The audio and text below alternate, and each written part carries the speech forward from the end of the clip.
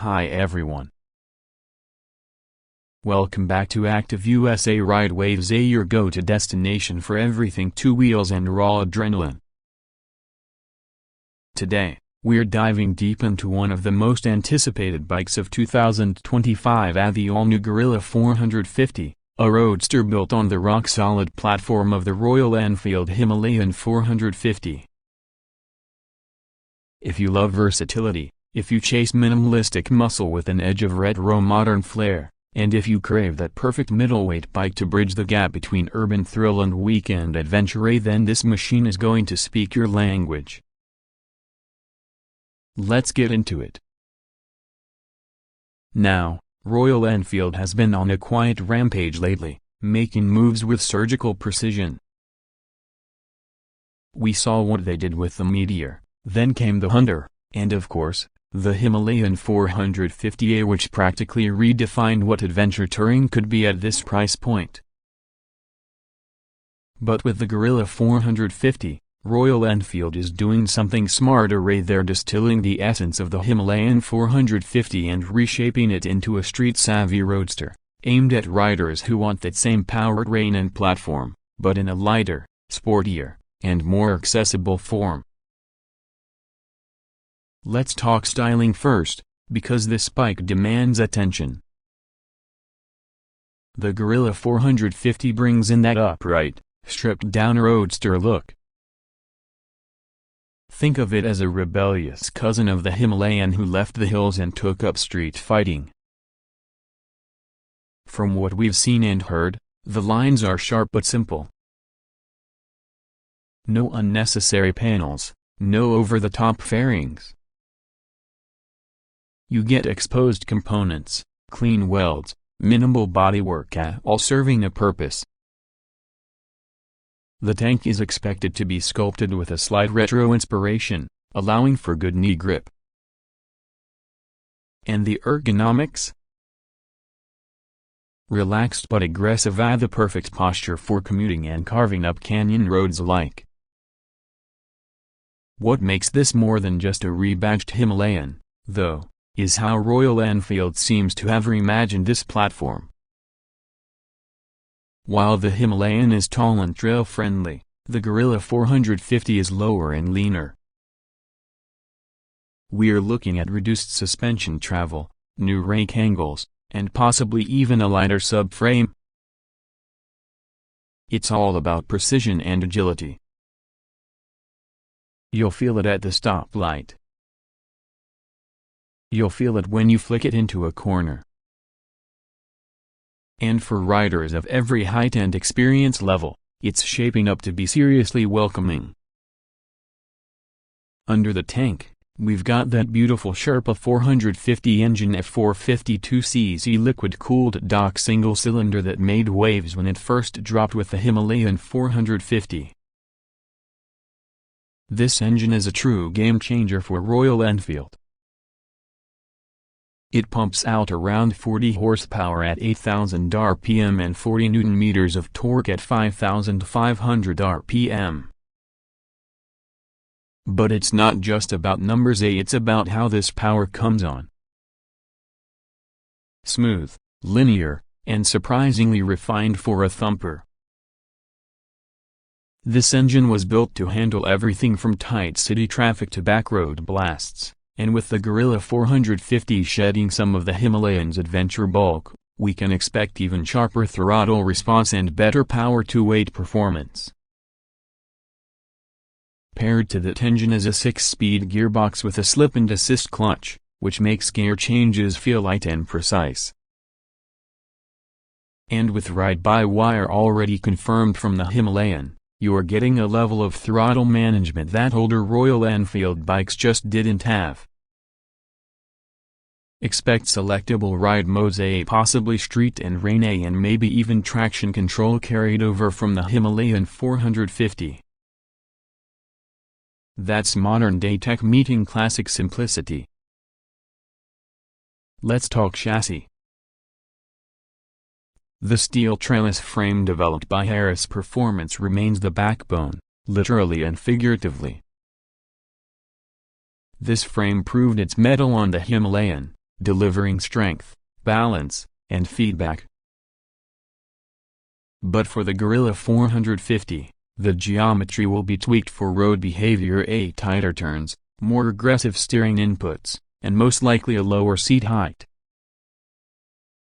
That alone could be a game changer for many riders, especially those looking for a confident city commuter or an approachable first big bike. Suspension is expected to be Showa USD forks up front and a preload adjustable monoshock at the rear, the same premium setup from the Himalayan. However, travel will likely be slightly reduced to reflect the road-focused design. That means you'll still glide over potholes and speed bumps, but with a firmer, more planted feel in the twisties.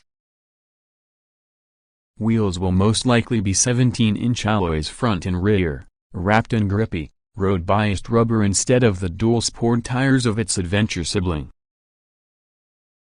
That's a signal of intent. This bike is made to carve up tarmac, not trails. Braking duties will probably be handled by a Bibri setup, a 320mm disc at the front and 270mm at the rear, with dual-channel ABS as standard. Given how well this system performed on the Himalayan, we expect strong, confidence-inspiring stopping power on the Guerrilla as well. And who knows? Royal Enfield might even surprise us with cornering ABS or adjustable ABS modes, but we'll have to wait for the official launch to confirm that.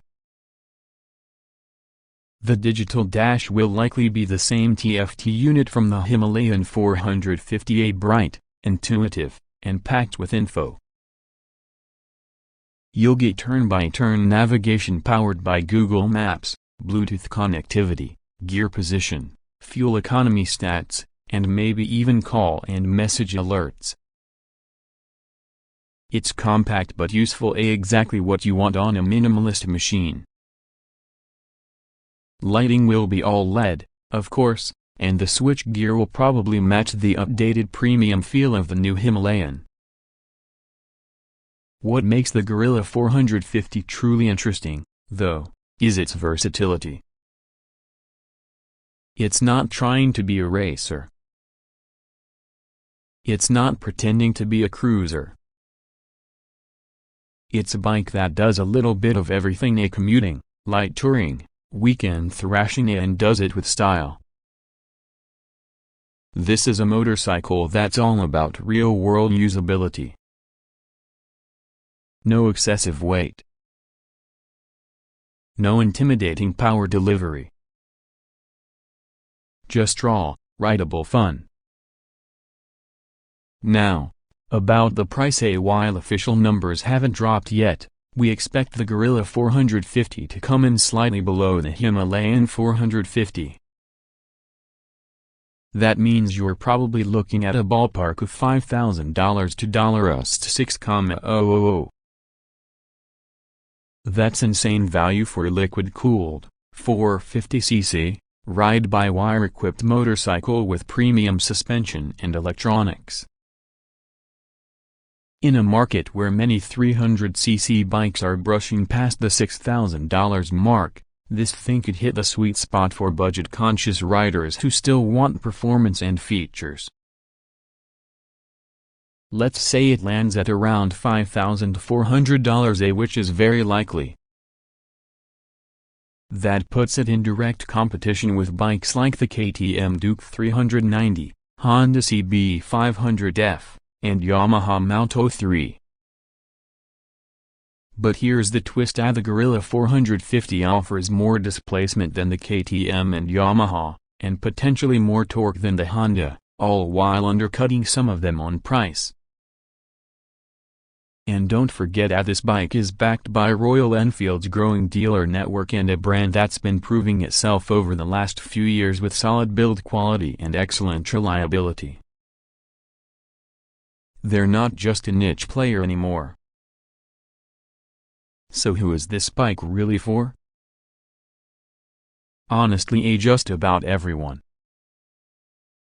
It's perfect for someone upgrading from a 250 or 300cc starter bike. It's great for someone coming down from a bigger, heavier motorcycle and wanting something more manageable. And it's a fantastic option for returning riders who want a modern ride without going overboard. Even experienced riders looking for a second bike will find something to love in the Guerrilla's no-nonsense approach. Let's also talk about customization. A Royal Enfield has always embraced the DIY culture, and the Guerrilla is likely to be another canvas for creativity. Whether it's far-end mirrors, custom seats, tail tidy kits, or fly screens, they expect a full catalog of official and third-party mods within months of launch. This bike's clean lines and exposed elements make it perfect for personal expression. Fuel economy? Expect somewhere around 65 to 70 miles per gallon if we go by the Himalayan's performance. That's more than enough for daily commuting and occasional long rides without worrying about constant fill-ups. Tank size might be slightly reduced from the Himalayan's 4-gallon unit A, perhaps closer to 3.5 gallons A, but that still gives you respectable range, especially for urban riding. In terms of weight, we're expecting something in the range of 375 to 400 pounds curb weight. That's light enough for agile handling, but with enough heft to feel stable on the highway. With that flat torque curve and relaxed ergonomics, this bike will be just as comfortable at 35 miles per hour on Main Street as it is cruising at 70 on the freeway. Let's talk feel. Because numbers don't tell the full story. The Guerrilla 450, if Royal Enfield gets it right, will have soul. That's something people always say about re-bikes, and it's true. You feel connected to the road, to the engine, to the mechanics of it all. And that makes every ride, whether it's to work or just around the block, an experience. This isn't a bike built to dominate a spec sheet. It's built to dominate your senses. Now, of course, there are still some questions that will be answered at launch. What will the color options be? Will we get performance variants or special editions? Will Royal Enfield launch accessories like panniers, windscreens, or luggage racks? But if the recent history of the brand is anything to go by, the Guerrilla 450 is going to launch with a full ecosystem, because RE doesn't just build bikes anymore. They build lifestyles. And don't forget that this is a global model. That means it's coming to the US, and that's a big deal. The American market has always loved the idea of a stripped-down roadster that doesn't cost a fortune. We've seen it with the success of the Honda Rebel, the Yamaha Bolt, and even the early Triumph Bonnevilles. The Guerrilla 450 could carve out a space in that same category, but with a rawer, more mechanical edge. For a lot of American riders, this is going to be their first Royal Enfield. And what a way to start! Modern tech, old-school charm, rock-solid performance, and a price that lets you actually afford to ride. That's the dream. So, what do you think? Is the Guerrilla 450 the roadster we've been waiting for? Are you hyped for that minimalist, retro modern street machine? Are you ready to trade the dirt for some asphalt attitude without giving up the heart of a Himalayan? Let me know in the comments below. Are you planning to buy the Guerrilla 450? Or are you still holding out for something even bigger from Royal Enfield? And if you enjoyed this breakdown, make sure you hit that like button, subscribe to Active USA Ride Waves, and ring the bell so you don't miss our deep dive review once this bike hits US shores. Test rides, comparisons, mods, we've got it all coming up.